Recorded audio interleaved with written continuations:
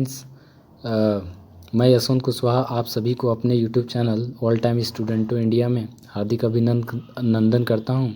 तो जैसा कि आज संविधान के महत्वपूर्ण स्रोत के संबंध में वीडियो लाया गया है, तो आइए इसके संबंध में हम चर्चा करते हैं।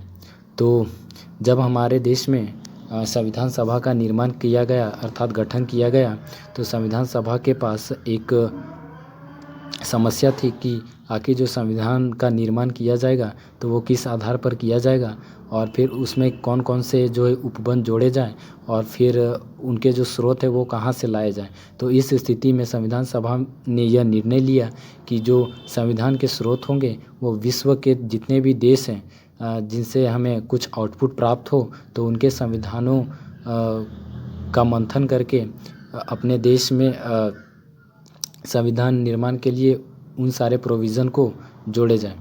तो इस स्थिति को ध्यान में रखते हुए उन्होंने बहुत सारे देशों के जो संविधान थे उनका गहन मंथन किया, और फिर उन्होंने इसे अपने देश के संविधान में उन उपबंधों को जोड़ा।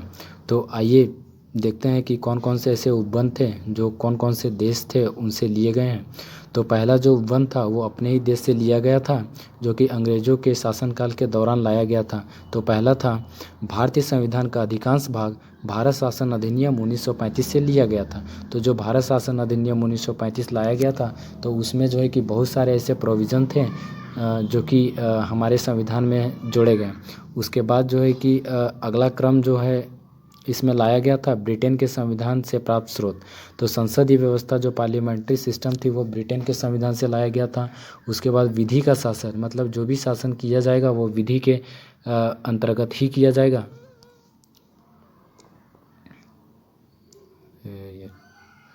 तो मंत्रिमंडलीय प्रणाली जो कैबिनेट सिस्टम थी, तो वो भी जो है ब्रिटेन के संविधान से लिया गया। फिर एकल नागरिकता भी ब्रिटेन का संविधान से लिया गया। फिर द्विसदनीय प्रणाली, मतलब लोकसभा राज्यसभा,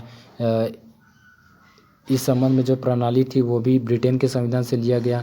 विधायी प्रक्रिया और संसदीय विशेषाधिकार, मतलब कि जो कानूनी प्रक्रिया होगी, विधेयक लाने संबंधी जो प्रक्रिया होगी, ब्रिटेन के संविधान से लिया गया। संसदीय विशेषाधिकार, मतलब संसद में जो भी सदस्य होंगे तो उनकी भी एक प्रिविलेज होगा, अर्थात उन्हें भी कुछ अधिकार दिए जाएंगे। तो ये भी चीज़ें जो है कि ब्रिटेन के संविधान से ही लिया गया था। परमाधिकार लेख जो है कि एक प्रकार का रीट है। इसका तात्पर्य यह है कि अगर किसी भी व्यक्ति के अधिकारों का हनन होता है तो उस स्थिति में वह न्यायालय में जा सकता है। तो वो जो न्यायालय है वो रिट जारी करके उस संबंध में उस व्यक्ति को न्याय दिला सकता है। तो अगला जो क्रम है अमेरिकी संविधान से प्राप्त स्रोत, उद्देशिका जो प्रीएम्बल है, प्रस्तावना। तो इसकी जो भी जो प्रीएम्बल की जो विशेषताएं हैं, अर्थात जो प्रीएम्बल है उसे अमेरिका के संविधान से ही लिया गया है। फिर न्यायिक पुनर्विलोकन, जिसे हम लोग जुडिशियल रिव्यू भी कहते हैं, वो भी अमेरिका के संविधान से लिया गया। तो जुडिशियल रिव्यू से तात्पर्य है कि अगर कोई भी कानून बनाया जाता है जो कि संविधान के प्रावधानों के अनुरूप नहीं है, तो उस स्थिति में न्यायालय जो है कि उस पर जांच पड़ताल करता है और उसे असंवैधानिक करार करके उसे खारिज कर देता है। तो यही जो है कि न्यायिक पुनर्विलोकन इसे कहा जाता है। अब न्यायपालिका की स्वतंत्रता, तो जो न्यायपालिका को कार्यपालिका से जो स्वतंत्र रखा गया आर्टिकल 50 के तहत, तो ये भी जो चीज़ें हैं, ये जो प्रावधान है अमेरिकी संविधान से प्राप्त है। अब अगला जो क्रम आता है वह मूल अधिकार, उपराष्ट्रपति का पद। मूल अधिकार जो है कि ये भी अमेरिका के संविधान से लिया गया है। उपराष्ट्रपति का पद भी अमेरिका के संविधान से लिया गया है। राष्ट्रपति पर महाभियोग, राष्ट्रपति पर जो महाभियोग चलाया जाता है, मतलब उसे हटाने संबंधी जो प्रक्रिया है वो भी अमेरिका के संविधान से लिया गया है। उच्चतम न्यायालय तथा उच्च न्यायालय के न्यायाधीशों को हटाए जाने संबंधी जो उपबंध है वो भी अमेरिका के संविधान से ही लिया गया है। अब अगला चलते हैं कि कौन सा देश है, तो आयरलैंड का संविधान से प्राप्त स्रोत। तो राज्य के नीति निर्देशक तत्व जिसे DPSP के नाम से भी जानते हैं, तो वो भी आयरलैंड के संविधान से लिया गया है।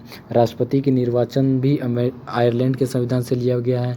राज्यसभा में सदस्यों का नामांकन, जो राष्ट्रपति राज्यसभा में जो व्यक्तियों को नामांकित करता है, आई थिंक 12 सदस्य जो है कि जिन्हें नामांकित करता है, जिन्हें कला, विज्ञान, समाज सेवा के क्षेत्र में विशेष उपलब्धि प्राप्त हो तथा उन्हें विशेष ज्ञान हो, तो उन्हें राष्ट्रपति जो है कि सीधे नामांकित करता है। तो ये जो व्यवस्था है वो आयरलैंड के संविधान से ही ली गई है। अब अगला जो आता है कनाडा के संविधान से प्राप्त स्रोत, संघीय व्यवस्था फेडरल सिस्टम। जिस संघीय व्यवस्था से तात्पर्य अर्थात फेडरल सिस्टम से ये तात्पर्य निकलता है कि जो सरकार होगी ना वो केंद्र में भी होगी और फिर राज्य में भी सरकारों का गठन किया जाएगा। उसके बाद अगला जो क्रम आता है केंद्र द्वारा राज्यपालों की नियुक्ति, ये भी कनाडा के संविधान से लिया गया है। उसके बाद जो है कि अवशिष्ट शक्तियों का केंद्र में निहित होना।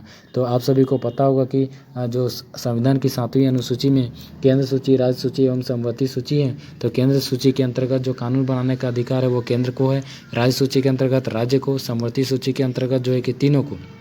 लेकिन अवशिष्ट शक्तियाँ जो है केंद्र में ही निहित होती है। तो मतलब उस पर जो है कानून बनाने का अधिकार, उस पर जो शक्ति प्रदान की गई है वो केंद्र को ही प्रदान की गई है, जो कि कनाडा के संविधान से लिया गया। अब ऑस्ट्रेलिया का संविधान से दोनों सदनों की संयुक्त बैठक जो कि आर्टिकल 108 के तहत जो कि राष्ट्रपति करता है। तो ये भी चीज़ें जो है ऑस्ट्रेलिया के संविधान से ली गई है। उदेशिका की भाषा, तो आप लोगों को पता ही होगा कि जो उदेशिका है वो अमेरिका के संविधान से ली गई है, पिछले मैंने डिस्कस किया था। और अभी जो है कि उदेशिका के जो भाषा प्रयोग की गई है वो ऑस्ट्रेलिया के संविधान से ली गई है। अब समवर्ती सूची, तो समवर्ती सूची में जो है कि ये भी ऑस्ट्रेलिया के संविधान से लिया गया है, जिसमें ये प्रावधान किया गया है कि जो समवर्ती सूची के जो भी विषय है जो कि 7वीं अनुसूची में अंकित हैं, तो उसमें केंद्र एवं राज्य जो है कि दोनों कानून बना सकते हैं। परंतु समवर्ती सूची के अंतर्गत बनाया गया कानून जो है कि यदि दोनों के बीच अगर विवाद उत्पन्न हो जाता है तो केंद्र द्वारा बनाया गया कानून ही प्रभावी होगा। अब जापान से विधि द्वारा स्थापित प्रक्रिया, तो जो जापान के संविधान से विधि द्वारा स्थापित प्रक्रिया लिया गया है। अब आता है जी नंबर, दक्षिण अफ्रीका के प्राप्त स्रोत। तो संविधान संशोधन, जो कॉन्स्टिट्यूशन अमेंडमेंट जो बिल लाया जाता है, तो इस संबंध में दक्षिण अफ्रीका के संविधान से ही प्राप्त उपबंध की व्यवस्था की गई है। उसके बाद राज्यसभा के सदस्यों का निर्वाचन, तो जो राज्यसभा के सदस्यों का जो निर्वाचन किया गया उसमें जो भी प्रक्रिया होगी तो दक्षिण अफ्रीका के संविधान से ही प्राप्त है। अब सोवियत संघ से प्राप्त स्रोत, तो मूल कर्तव्य, तो मूल कर्तव्य जो है कि रूस के संविधान से लिया गया, जिसे सोवियत संघ के नाम से भी जाना जाता है। उसके बाद प्रस्तावना में जो है कि सामाजिक, आर्थिक एवं न्यायिक न्याय के जो आदर्श वक्तव्य है, अर्थात जो शब्द जो वर्णन है क्या क्या सामाजिक, आर्थिक एवं राजनीतिक न्याय के स्रोत, तो ये भी रूस के संविधान से ली गई है। तो इस प्रकार संविधान के स्रोत का जो महत्वपूर्ण ये वीडियो है वो हो सकता है कि आपको पसंद आया होगा। तो आप इस चैनल को लाइक भी कर सकते हैं, सब्सक्राइब भी कर सकते हैं। तो ठीक है, मिलते हैं अगले वीडियो में। जय हिंद।